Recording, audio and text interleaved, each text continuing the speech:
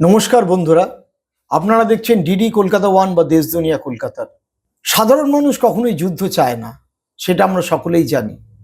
কিন্তু আজকে আমাদের মূল বিষয়বস্তু হচ্ছে যে যুদ্ধ তো বন্ধ হলো, এরপর কি বিজেপি সাংসদ নিশিকান্ত দুবে, যিনি সংসদে আইটি যে সংসদীয় কমিটি, তার হেড নিশিকান্ত দুবে, বিজেপির সাংসদ গোড্ডার, তার কথা মেনে ইউটিউব চ্যানেলগুলো তাহলে বন্ধ হয়ে যাবে? এই আলোচনায় ঢোকার আগে প্রথমে এই যুদ্ধ বা যুদ্ধকালীন অবস্থায় যে সাধারণ মানুষ মারা গেছেন, যারা আহত হয়েছেন, যে সরকারি কর্মী এবং আমাদের বীর সেনারা মারা গেছেন, তাদের আত্মার প্রতি শ্রদ্ধা জানাই।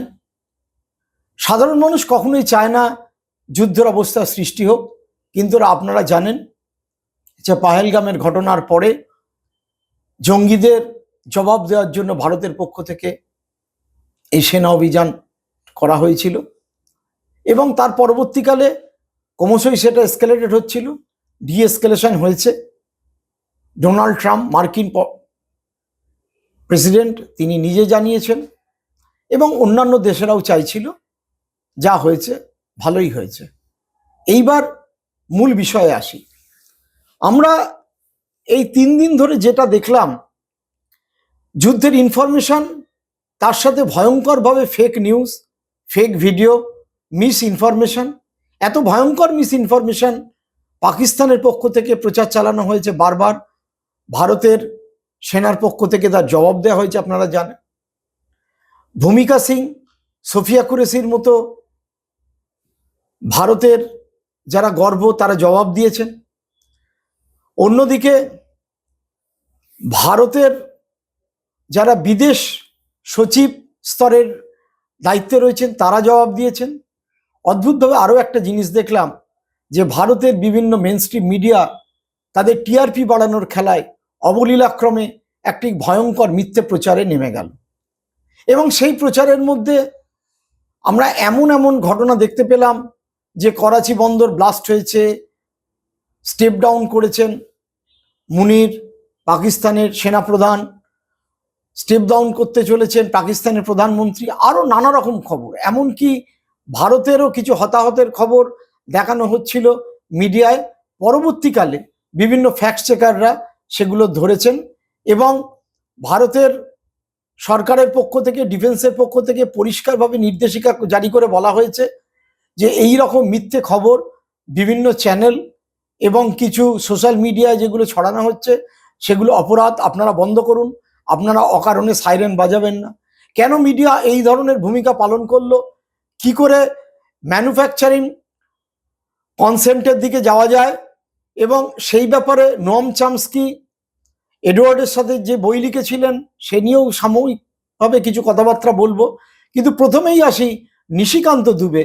আমি যাকে মনে করি বিজেপির হাওয়া মোড়ক, 4 বারের সাংসদ, যিনি মহুয়া মৈত্রর পার্লামেন্টের সংসদ পদ বাতিল করেছিলেন, যিনি সম্প্রতি ভারতের প্রধান বিচারপতি সাথে রাষ্ট্রপতির বিবাদকে ঘিরে ধরে প্রধান বিচারপতির সম্পর্কে প্রশ্ন করেছিলেন, সেই নিশিকান্ত দুবে, যিনি আইটির অর্থাৎ তথ্য প্রযুক্তির সংসদীয় কমিটির মাথায় বসে আছেন, তিনি যখন প্রশ্ন তোলেন এবং বলেন যে ইউটিউব চ্যানেল ভারতের বন্ধ করে দেওয়া উচিত এবং এই যুদ্ধকালীন পরিস্থিতির নাম করে বাক স্বাধীনতা হরণ করতে চান এবং সেই নিয়ে টুইট করেন, সরকারকে জানান, তখন কিন্তু আমাদের সত্যি সত্যি চিন্তার মুখে পড়তে হয়। আপনারা দেখুন যে নিশিকান্ত দুবে কি টুইট করেছেন। আমি তার একটি টুইট দুটোই পড়ব, আপনারা স্ক্রিনে দেখতে পাবেন। নিশিকান্ত দুবে হিন্দিতে যা বলছেন, সংসদের আইটি কমিটির অধ্যক্ষ হওয়ার জন্যে আমি কাল কমিটির সব সদস্য তরফ থেকে सचिव संजय जाजू जी तथा सभी प्रिंट और इलेक्ट्रॉनिक्स मीडिया से यह आग्रह किया था।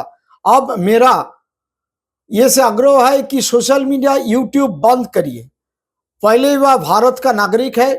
पिछले 3 साल में यूट्यूब वालों ने भारत में अराजकता फैलाने के लिए 21,000 करोड़ मिला है। अर्थात यूट्यूब বিভিন্ন যে চলছে, তারা 21,000 কোটি টাকা পেয়েছে এবং ইউটিউব বন্ধ হওয়া উচিত এবং এই নিয়ে বিস্তারিত তদন্ত হওয়া উচিত।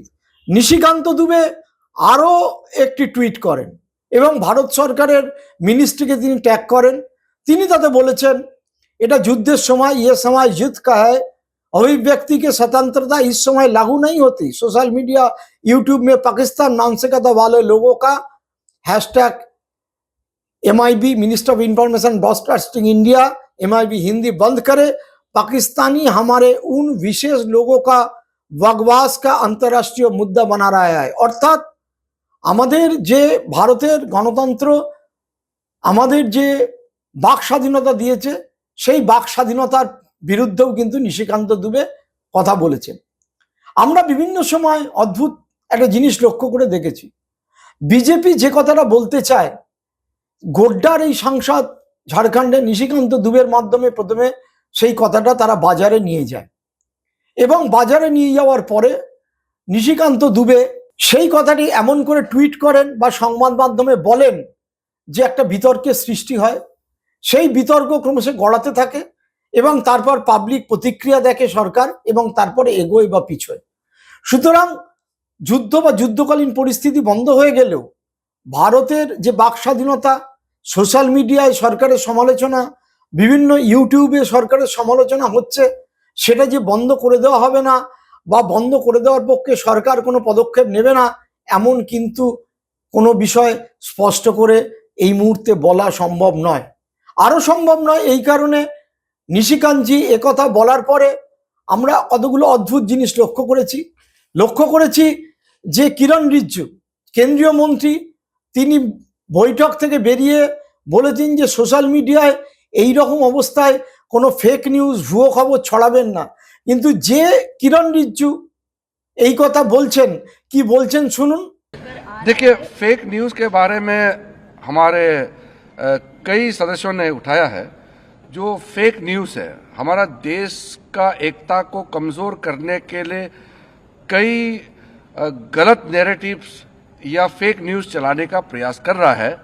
इसका मुद्दा सामने में आया है और हम अपील करना चाहते हैं कि ऐसे समय में कोई फेक न्यूज़, गलत तरीके से नैरेटिव कोई अगर चलाते हैं बाहर से देश के अंदर में, तो उसको विश्वास ना करें और कोई भी न्यूज़ ऑथेंटिक हो तभी इसको विश्वास करें। আপনারা কিরণ রিজিজুর কথা শুনলেন, কিন্তু কিরণ রিজিজুই কিন্তু অদ্ভুতভাবে এই সমস্ত বড় চ্যানেলের বিভিন্ন মিথ্যে খবর টুইট করেছেন, বিভিন্ন বড় চ্যানেল। বিষয়টা এমন প্রোপাগান্ডায় নিয়ে যাওয়া হয়েছে যে দূরদর্শনের সাংবাদিক অশোক শ্রীবাস্তব তিনি রীতিমতো অনুষ্ঠান করছেন। সেই অনুষ্ঠানে যা থাম্বনেল অর্থাৎ অনুষ্ঠান প্রচারের যে বিজ্ঞাপন, সেটাতে দেখা হচ্ছে ভারত তৈয়ার, ঘর সে কিতনা গদ্দার। গদ্দারদের তালিকায় কারা আছেন?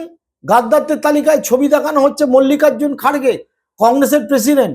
যে মল্লিকার্জুন খাড়গে দুটো সর্বদলীয় বৈঠকেই একেবারে অমিত শাহ, রাজনাথ সিং এর পাশে বসে দ্ব্যর্থহীন ভাষায় ভারতের পাকিস্তানকে আক্রমণ করুক অথবা সন্ত্রাসবাদীদের দিকে পদক্ষেপ নিন, সেই ব্যাপারে দ্ব্যর্থহীন ভাষায় সমর্থন করেছেন। এই ব্যাপারে কংগ্রেসের পক্ষ থেকে অশোক শ্রীবাস্তবের বিরুদ্ধে FIR করা হয়েছে, কিন্তু এখনো কোনো ব্যবস্থা নেওয়া হয়নি। কেন হয়নি?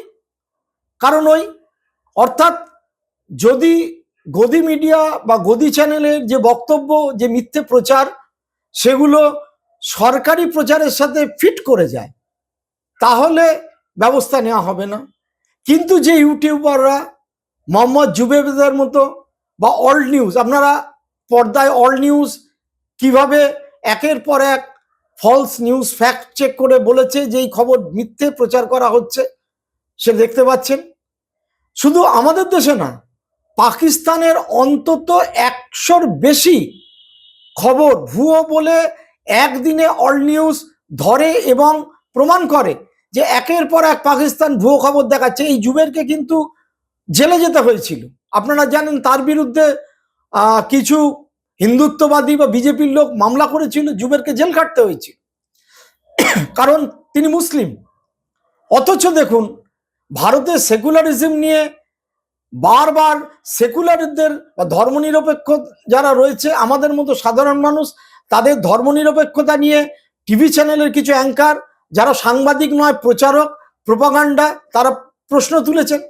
কিন্তু আমরা কি দেখলাম, শনিবার সিজফায়ার হওয়ার পরে ভূমিকা সিং এবং সোফিয়া কুরেশি তারা যে প্রেস ব্রিফিং করলেন, তারা কিন্তু পরিষ্কারভাবে বলেছেন ভারত একটা সেকুলার কান্ট্রি, ভারতের সংবিধান সেকুলার, আমরা তা মান্যতা দিই এবং আমরা কোনো মসজিদ আক্রমণ করিনি পাকিস্তানে। অর্থাৎ সেনাবাহিনী কিন্তু একবারও বলছেন আমরা সেকুলার না, কিন্তু বিজেপির নিজস্ব যে ধারা, আরএসএস যে নিজস্ব ধারা এবং তার যে বিভিন্ন চ্যানেল, তারা সেকুলারদের নিয়ে, যারা মনে করে যে হিন্দু মুসলিম শিখ খ্রিস্টান সবার জন্যই ভারতবর্ষ, প্রশ্ন তুলছেন। এই প্রশ্ন যারা তুলছেন তাদের মধ্যে একজন অন্যতম কিন্তু নিশিকান্ত দুবে। সেই নিশিকান্ত দুবে যখন বলেন এবং পরিষ্কার করে বলেন যে এইটা নিয়ে ব্যবস্থা নেওয়া দরকার, তখন কিন্তু আমাদের সত্যিই চিন্তায় পড়তে হয়। আমরা কদিনের 3 দিনের যে ঘটনা দেখলাম, কি ভয়ঙ্কর অবস্থা গেছে। পাঞ্জাবের মানুষ, উত্তরাখণ্ডের মানুষ, কাশ্মীরের মানুষ, রাজস্থানের মানুষ, গুজরাটের একাংশের মানুষ তারা ঘুমোতে পারেনি। হরিয়ানার মানুষ, শেল পড়েছে। ভারত তাদের ড্রোন একের পর এক পাকিস্তানের বিভিন্ন ড্রোনকে প্রতিহত করেছে, ক্ষয়ক্ষতি হয়েছে, মারা গেছে। যে রাজকুমার থাপ্পা জম্মু কাশ্মীরের অফিসার একদিন আগে মিটিং করেছেন সরকারি, তিনি মারা গেছেন শুক্রবার রাতের হামলায়, আরো অন্যান্যরা মারা গেছেন। এমন অথচ বিভিন্ন মিডিয়া, যারা মুম্বাইতে যাদের অফিস, দিল্লিতে যাদের অফিস, তারা সেই চ্যানেলগুলো ঠান্ডা ঘরে বসে যুদ্ধের উন্মাদনা সৃষ্টি করেছে এবং যুদ্ধকে টিআরপি আকারে বিক্রি করেছে। এমন অবস্থা সৃষ্টি হয়েছে যে বিজেপি নেতা জম্মু কাশ্মীর রবীন্দ্র রায়না তিনি পর্যন্ত বলতে বাধ্য হয়েছেন যে আপনারা এই কাজ করবেন না, আপনারা ঠান্ডা ঘরে বসে যুদ্ধের উন্মাদনা পোয়াচ্ছেন আর যেন একটা গেম দেখছেন।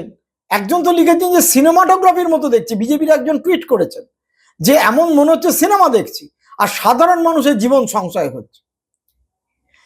এইখানে যে প্রতিবাদটুকু ধ্বনিত হয়েছে, সাধারণ মানুষের প্রতিবাদ, বিভিন্ন সোশ্যাল মিডিয়ায় প্রতিবাদ, বিভিন্ন ইউটিউবে প্রতিবাদ, ওয়ারের মতো ক্ষেত্রে প্রতিবাদ, অল নিউজের মতো ক্ষেত্রে প্রতিবাদ, আমার মতো আরো কিছু সাধারণ মানুষ যারা সোশ্যাল মিডিয়ায় সক্রিয়, যারা নিজেদের সেকুলার বলে মনে করেন কিন্তু মনে করেন পাকিস্তান একটা রোগ স্টেট। রোগ স্টেট মানে হচ্ছে ROG ইংরাজিতে, রোগ স্টেট মানে হচ্ছে যে স্টেট কোনো আইন শৃঙ্খলা আন্তর্জাতিক মানে না এবং সন্ত্রাসবাদীদের প্রাধান্য দেয়। মনে করি আমরা সেটা, পাকিস্তান সন্ত্রাসবাদের ওপরে ভিত্তি করেই বাঁচছে, তাদেরকে ব্যঙ্গ করা হয়েছে। সেই সেকশনটার প্রতি আমার প্রশ্ন, আপনারা কি এখতিয়ারে করলেন? ভারতীয় সেনাবাহিনী তো বলছেন না। আসলে তারা যে ডিজাইনে করছে, এই ডিজাইন নোম চমস্কি অনেকদিন আগেই বলেছেন। আপনাদের নিশ্চয়ই মনে আছে হোয়াট ইজ ম্যানুফ্যাকচারিং কনসেপ্ট। আমি খুব সাধারণ কথায় বলতে চাই যে এই সমস্ত বৃহৎ মিডিয়া সংস্থা যার পেছনে বড় বড় কোম্পানি রয়েছে, যেরকম ওয়াশিংটন পোস্টের মালিক কিন্তু অ্যামাজনের মালিক বোঝেস, ঠিক আমাদের মুকেশ আম্বানির চ্যানেল কিন্তু TV18, আবার আদানির চ্যানেল NDTV, এইরকম বড় বড় কর্পোরেট হাউস তারা বিভিন্ন সংবাদ মাধ্যম কিনে রেখেছে। তারা মুনাফা চায়। মুনাফা কিন্তু সাবস্ক্রাইবার দিয়ে হয় না, মুনাফা হয় বিজ্ঞাপন দিয়ে। সেই বিজ্ঞাপন পেতে গেলে তাদের যেটা করতে হবে যে সেটা টিআরপি বাড়াতে হবে। এই টিআরপি কিভাবে বাড়া যায়? মিথ্যে কনসেন্ট তৈরি করো, অর্থাৎ মানুষের মধ্যে একটা ন্যারেটিভ তৈরি করো। ঠিক আপনাদের মনে আছে ইরাক যুদ্ধের সময় সাদ্দাম হোসেনকে আপনি সমর্থন করুন বা না করুন, বলা হয়েছিল উইপেন অফ মাস ডিস্ট্রাকশন আছে। এত বড় ইরাক ওয়ার হয়ে গেল, লক্ষ লক্ষ মানুষ প্রাণ দিলেন, লক্ষ লক্ষ মানুষ গৃহহারা হলেন, আমেরিকান সোলজার একের পর এক মারা গেল, কত আমেরিকান সোলজার আহত হয়ে বাড়ি ফিরলেন, কিন্তু উইপেন অফ মাস ডিস্ট্রাকশন পাওয়া যায়নি। কিন্তু তার আগে আমেরিকান মিডিয়াগুলো তৈরি করেছিল যে ইরাককে আক্রমণ করতে হবে। এবং আপনারা বিশ্বাস করবেন না যে এই খবর ইরাকের যুদ্ধর কভারেজ নয়, ইরাকের ধ্বংস করাটাই হচ্ছে মূল মিডিয়ার একটা বড় কাজ। গরিব সাধারণ মানুষ কি ভাবছে না ভাবছে সেইটা বড় বিষয় নয়। ইরাক যুদ্ধ কভার করতে গিয়ে বহু সাংবাদিকও প্রাণ হারিয়েছিলেন, কিন্তু আমেরিকান মিডিয়া এই এমন একটা কনসেপ্ট তৈরি করলো, মানুষকে ভুল বোঝালো। এবং চামস্কি যেটা বলছেন যে 20% মানুষকে যদি বোঝানো যায় তাহলে তাদের দ্বারাই এমন পারপোরেট হবে যে গরিব সাধারণ মানুষ 20% তারা এই যুদ্ধের উন্মাদনায় ভুগবে। আপনি বিশ্বাস করবেন না, আমার এক বন্ধু, আপনারা অদ্ভুত ব্যাপার, শনিবার দিন আপনার কলকাতায় প্রায় 39 ডিগ্রি ভয়ঙ্কর টেম্পারেচার ছিল। সে একটি ডেলিভারিতে খাবার অর্ডার দিয়েছিল, তার বাড়িতে খাদ্য ডেলিভারির পরে যিনি ডেলিভারি বয় বিহারি একজন এসে বলেন যে জল খাওয়াবেন। জল খাওয়ার পর বলে প্রচন্ড গরম পড়েছে। কেন গরম পড়েছে জানেন? পাকিস্তান আর ভারত মিসাইল যুদ্ধ হচ্ছে, ভারত মিসাইল চালাচ্ছে, পাকিস্তান বেশি মিসাইল চালাচ্ছে, তাই জন্য গরম বেড়ে গেছে। অর্থাৎ আপনি ভেবে দেখুন মস্তিষ্কের কোনখানে আঘাত করেছে। আসলে এই যে বড় বড় মিডিয়া, কেউ কিন্তু ক্ষমা চায়নি। সরকার বলার পর একমাত্র আমরা দেখেছি আজ তাক প্রকাশ্যে বলেছে যে তারা অনেক চেক করা সত্ত্বেও ইন্ডিয়া টুডে গ্রুপ খবর ভুল হয়েছে। প্রশ্ন তুললে কিন্তু সমস্যা আছে। তাহলে নিশিকান্ত দুবে কি অ্যাকচুয়ালি বিজেপি বা সরকারের যে মনের কথা সেটাকেই প্রকাশ্যে আনলেন? অর্থাৎ স্বাধীনভাবে প্রশ্ন তোলা ইউটিউব চ্যানেলগুলো বা সোশ্যাল মিডিয়ায় যারা প্রশ্ন তোলেন বন্ধ করে দেওয়া হবে। তিনি একটা কথা পরিষ্কারভাবে বলেছেন যে বাক স্বাধীনতা এইভাবে দেওয়া যায় না। তাহলে বাক স্বাধীনতা হরণের ক্ষেত্রে কি সরকার কোনো রকম প্রচেষ্টা আছে? না, নিশিকান্ত দুবে এই কথাটা বাজারে জাস্ট বললেন, বলার পর বিজেপি দেখতে চায় যে কি প্রতিক্রিয়া হয়। সেই প্রতিক্রিয়া অনুযায়ী সরকার আগামী দিনকে সিদ্ধান্ত নেবে।